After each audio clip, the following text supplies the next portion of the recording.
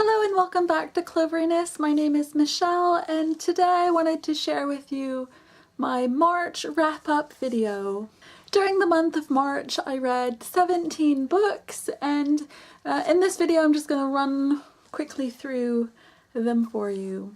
The first book that I read this month was Amy and Matthew by Cami McGovern. I loved this story so much. This is a story about a girl, Amy, who has cerebral palsy, and Matthew, a boy who is suffering from OCD, and together they fall in love and this is their story. It's beautiful. I have written a review on my blog if you'd like to see it. Next up, I read Requiem by Lauren Oliver, the third book in the Delirium series, and I really loved the way this series finished. I'd heard some mixed things about it, but I thought it was a really great ending. This month I also read Goddess by Laura Powell. This book is a little hard to pinpoint exactly what it is. It's sort of fantasy, it's sort of alternate history, it's sort of dystopian. It's about a girl in London who is involved in this cult that celebrates gods and goddesses, and she sort of gets wrapped up in different things concerning this cult, and it unearths a lot of secrets and some of her own powers. It was really interesting and I was glad to have read it. Again, I've reviewed it on my blog already. Next up, I picked up 5 Flavors of Dumb by Anthony John, and I'm hoping to do a booktube video review of this one soon. I really loved this book. It's about a girl who agrees to be the band manager for her for this band at her school called Dumb, and they've set her a challenge for her to arrange some sort of paying gigs within a month, and it's all a little bit more complicated because she is deaf herself. And what I loved so much about this book is the importance of her relationships with her friends, her family, figuring out who she is, what's important, and also this wonderful education that she goes through about music. Really wonderful. I really enjoyed it. Next up I read Severed Heads, Broken Hearts by Robin Schneider. I'd heard really amazing things about this book and I had really high hopes for it, but I read it and it was mostly just okay. I thought the beginning chapter introducing us to the severed head blew the whole, all of my expectations about what the book was meant to be, and then it didn't really come into it farther on.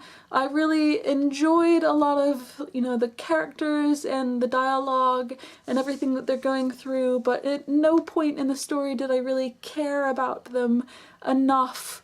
I could see why other people might find the events towards the end of the book heartbreaking. It didn't really affect me in the same way, unfortunately. Next up, I chose to read The Eternity Cure by Julie Kagawa. I adore Julie Kagawa just in general. I loved her Iron Face series. This is the second book in her Blood of Eden series, and I'm dying here waiting for the third book in this series. I want it so badly.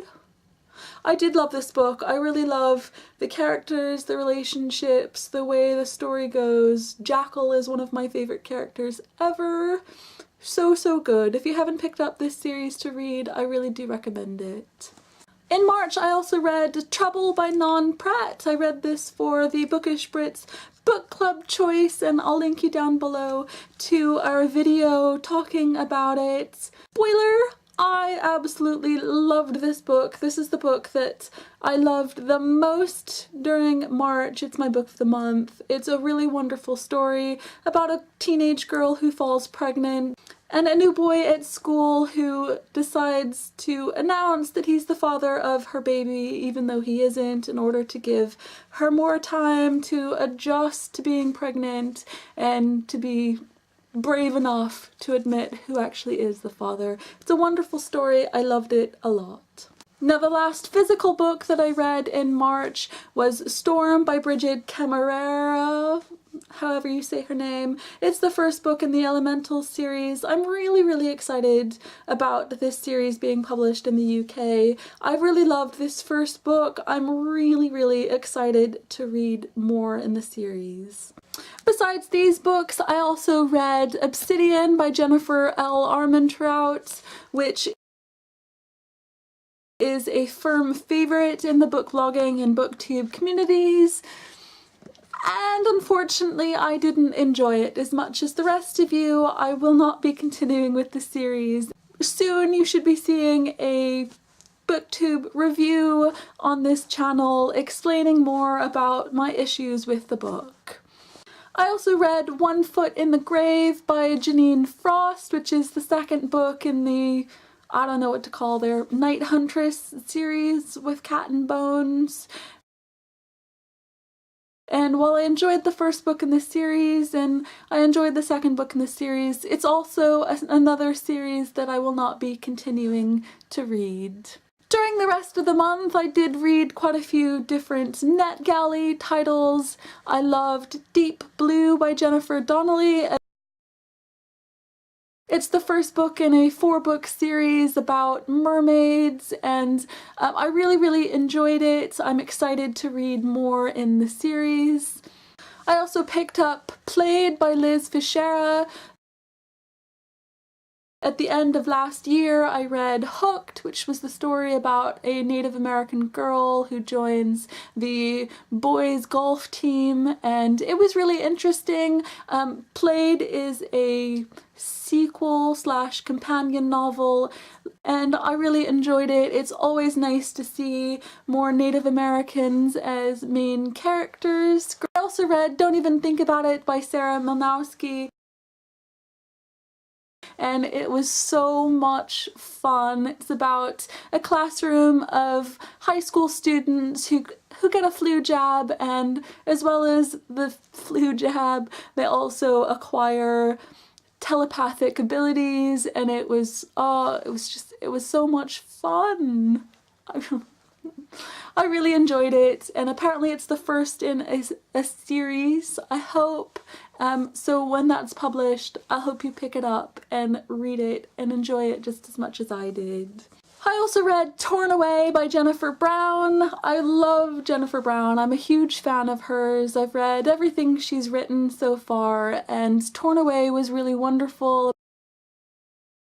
About a girl who loses her mother and her younger sister in a tornado, and she gets kind of passed around between different people. Her stepfather, her biological father, her maternal grandparents, and it just the loss of her family has also meant sort of the loss of her own identity, and it was really sad to see the way in which things played out for her. I also read The Bubble Wrap Boy by Phil Earle. I'm a big fan of Phil Earle's stories, and The Bubble Wrap Boy was really great. The first half of the story is a lot more humorous and lighthearted I would normally expect from Phil Earle, but it's just as heartfelt and emotional as his previous books, and I just loved it a lot. I also read House Flower by Becca and Krista Ritchie. This is within a series of stories based around the Calloway girls. It's a new adult book, and I really enjoy these books by these two authors. I look forward to it. Those are all 17 books that I read in March. I've already filmed an April TBR video, so check my channel for that. Please do let me know in comments how many books you read in March and what was your favorite. Have you read any of the books that I've read this month? Let me know what you think about them. Thank you again for watching. See you next time.